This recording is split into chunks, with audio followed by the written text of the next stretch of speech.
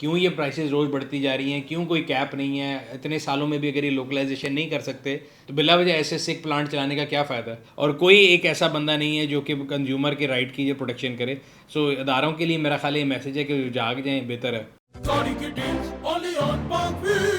अस्सलाम वालेकुम पाक व्यूअर्स, मेरा नाम है सुनील मंज और मैं पाक व्यूज़ वीकली के एक और एपिसोड के साथ आपकी खिदमत में हाजिर हूँ। जनरली हमारे मुल्क में एक सर्कस लगा हुआ है, पॉलिटिकल इंस्टेबिलिटी है, हर रोज़ एक नई चीज़ हो रही होती है, जिसकी वजह से मैंने आप लोगों को बताया था कि हमारे जो इवेंट्स थे जिनके बारे में आप लोग बहुत ज़्यादा एक्साइटेड थे, मैं भी उतना एक्साइटेड था, उनका स्केड्यूल काफ़ी डिस्टर्ब हुआ है। सो पिछले हफ्ते 30 तारीख को जो सियालकोट में ऑटो शो होना था, हमने वो पोस्टपोन किया।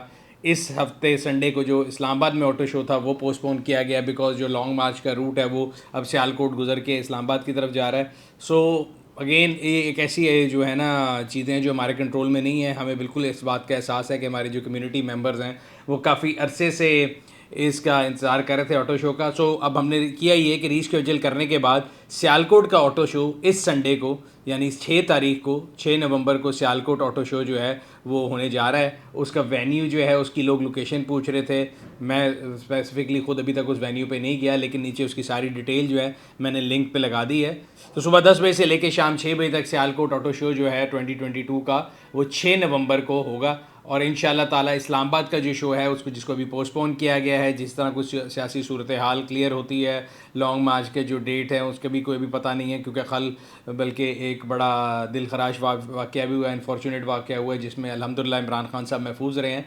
सो हमारी दुआ है अल्लाह में उनको लंबी ज़िंदगी दे, सेहत वाली ज़िंदगी दे। और जितने भी हमारे मुल्क में पॉलिटिकल लीडरशिप है, रिगार्डलेस हम किसको सपोर्ट करें किसको ना सपोर्ट करें, लेकिन अमन के साथ जो एक मार्च हो रहा है उसके ऊपर हमला करना या हमला होना या इस तरह की चीज़ें जो हमारे मुल्क के लिए अच्छी नहीं है। तो हम ये दुआ करते हैं अल्लाह में ऐसे कि हमारे मुल्क में जो स्टेबिलिटी है, पॉलिटिकल भी जनरल भी हर किस्म की आए, और ताकि लोग जो है अपनी एफर्ट जो हैं वो कारोबार की तरफ, मुल्क की तरक्की की तरफ लगाएं। और आज जो है जुमे का दिन है, तो आप भी और मैं भी सब इस बात के लिए दुआ करें कि अल्लाह में हमारे मुल्क के अंदर एक जो स्टेबिलिटी वाला मामला है ना वो लेके आए और तमाम चीज़ें जो है बेहतरी की तरफ जाएँ। अगेन टफ फैसला था, बट हमने फैसला किया कि इस्लामाबाद के शो को भी पोस्टपोन कर दें।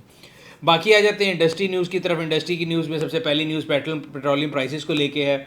और पेट्रोलियम प्राइसेस जो हैं, जिस तरह मैंने आपको लास्ट टाइम भी बताया था कि लोगों की एक्सपेक्टेशन ये है कि ग्लोबली नीचे जा रही हैं, तो पाकिस्तान भी नीचे जाएंगी। लेकिन मैंने आपको तब भी कहा था कि जो हमने IMF से डील की हुई है, हमने जो कस्में वादे और जो है ना उसको उनको श्योरिटीज़ दी हुई हैं, जिसके अंदर पेट्रोलियम लेवी के बारे में जिक्र किया गया था, और मैंने आपको लास्ट बताया था कि अब वो तकरीबन 47-46 रुपये से करीब और 50 का टारगेट अचीव करना है। So overall at the end आपके लिए और मेरे लिए, कंज्यूमर के लिए न्यूज़ ये है कि कंज्यूमर के लिए जो प्राइसेस हैं गवर्नमेंट ने वो रिटेन रखी हुई हैं और उसके अंदर कोई डिक्रीज़ नहीं किया गया। फिर बात कर लेते हैं अपकमिंग प्रोडक्ट्स के बारे में। अपकमिंग प्रोडक्ट्स में मैंने आपको लास्ट वीकली में बताया था कि मेरा ख्याल लास्ट पूरा वीकली जो है वो होंडा HRV के बारे में था कि उसकी प्राइसेस क्या हैं, ऑप्शंस क्या हैं। तो HRV के ऊपर हम लोगों ने एक्सपर्ट रिव्यू जो है बना दिया है। इंशाल्लाह ताला मेरा ख्याल जल्द वो आपको हमारे चैनल पे मिल जाएगा। आजकल वो उसको मैं शूट ही कर रहा था, बस पोस्ट प्रोडक्शन के अंदर जाएगा। अगेन आप लोगों को ये समझने की ज़रूरत है कि वो थोड़ा सा टाइम लेती हैं चीज़ें रिकॉर्ड होके, फिर उसकी प्रोडक्शन होती है, फिर पोस्ट प्रोडक्शन होती है। तो मेरा ख्याल है आने वाले 1-2 हफ्तों के अंदर आपको वो रिव्यू भी मिल जाएगा लाइव। इसके अलावा अपकमिंग प्रोडक्ट हेवल की H6 जो है, उनके हमने आपको पहले बताया था कि 2 वेरिएंट्स आए थे, एक 1500 सीसी और एक 2000 सीसी।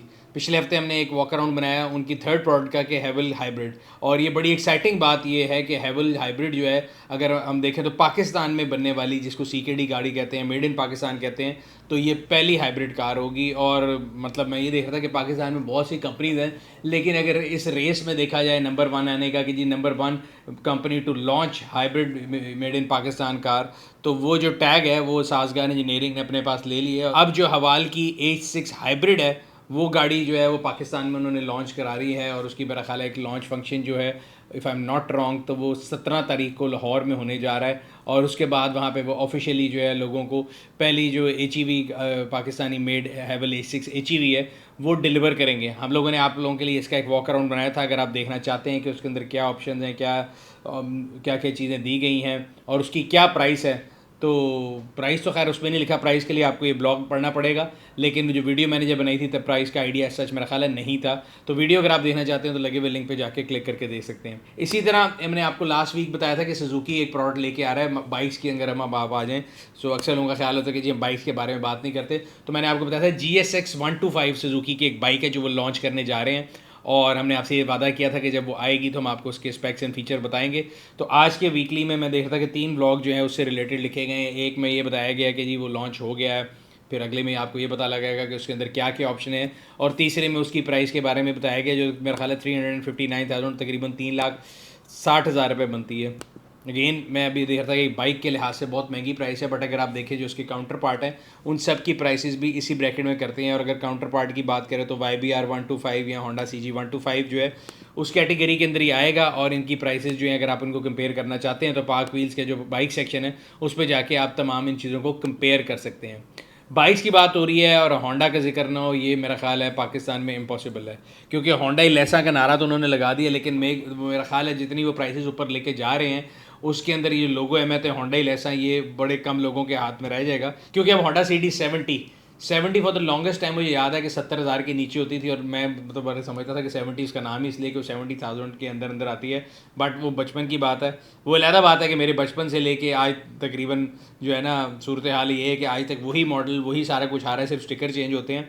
बट आपको ये जान के खुशी होगी कि दुनिया के अंदर डिफरेंट मॉडर्नाइजेशन हो रही है, दुनिया के अंदर डिफरेंट टेक्नोलॉजी आ रही हैं। पाकिस्तान के अंदर आज भी अगर आप जो है ना पुरानी चीज़ें कलेक्ट करने के शौकीन हैं, आपको विंटेज गाड़ियों का शौक़ है, तो होंडा मोटरसाइकिल आपके लिए आज जो है ब्रांड न्यू विंटेज बाइक लेके आता है। जी हाँ, ब्रांड न्यू वही CD 70 जो आज से 40 साल पहले आती थी वही आ जाती है, सिर्फ स्टिकर चेंज के साथ। और एक चीज़ जो आपको बतानी थी आज के व्लॉग में वो ये थी कि इसकी जो प्राइस है वो 1,21,500 रुपये हो चुकी है। जी हाँ, 1,21,500 में आप जो है ये विंटेज होंडा CD 70, जिसको मैं विंटेज इसलिए कह रहा हूँ कि मेरे बचपन से लेके अब तक उसमें सवाए स्टिकर के और कुछ चेंज नहीं हुआ।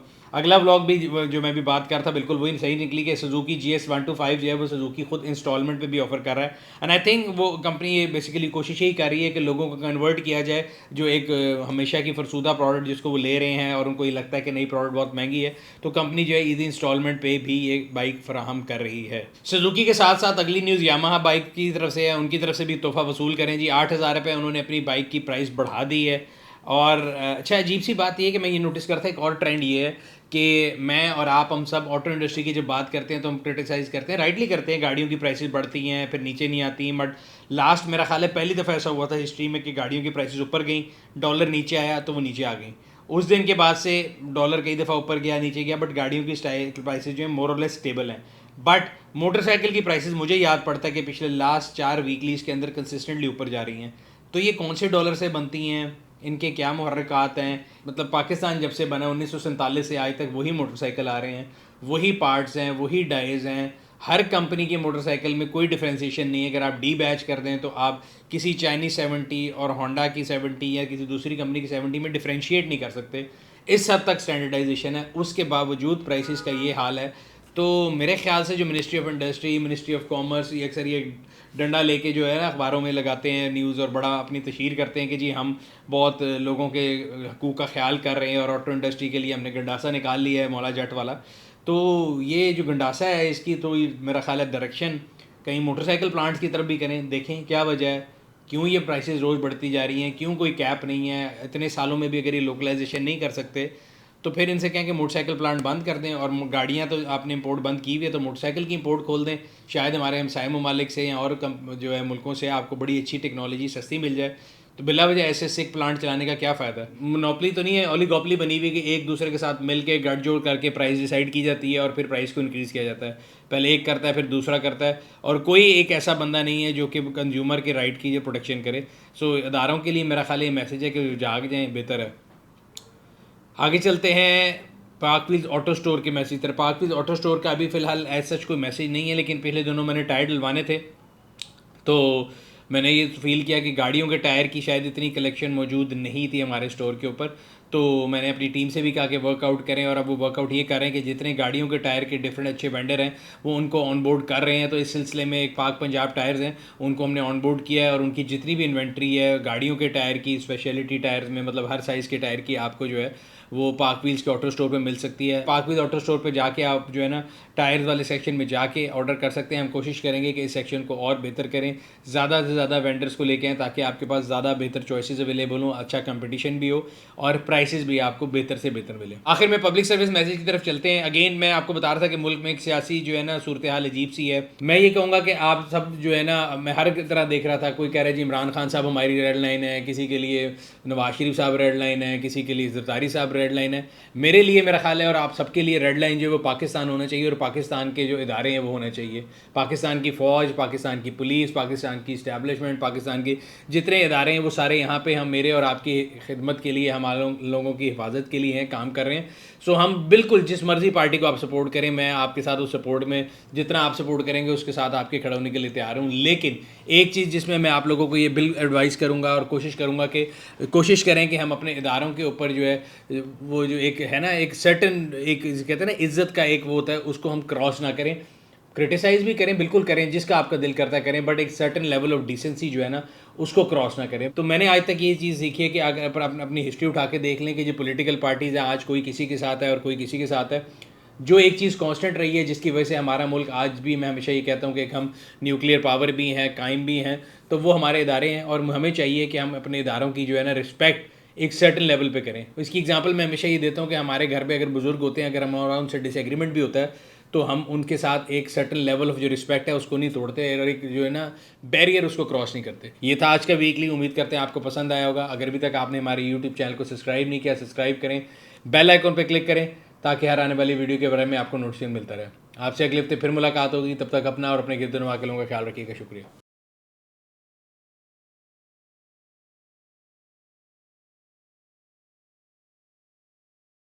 Starting your days only on Parkville.